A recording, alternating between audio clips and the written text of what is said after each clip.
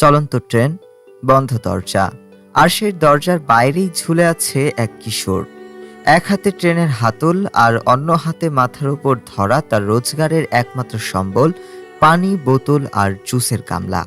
সে বারবার আকুতি জানাচ্ছে দরজাটা একটু খুলে দেওয়ার জন্য, অন্তত ট্রেনের গতি কমানোর জন্য।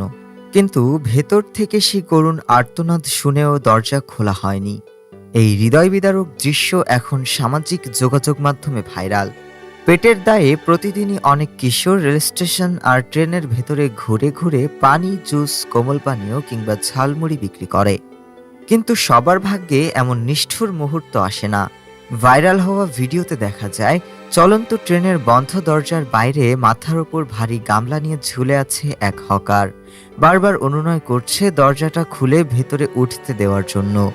ভিডিওতে হালকা শোনা যায় ভেতরের কিছু যাত্রী দরজা খোলার আহ্বান জানাচ্ছেন। কেউ কেউ আবার বলছেন অন্তত মাথার ভারী গামলাটি ফেলে দিতে, যাতে সে কোনো মতে পরবর্তী স্টেশন পর্যন্ত ঝুলে থাকতে পারে।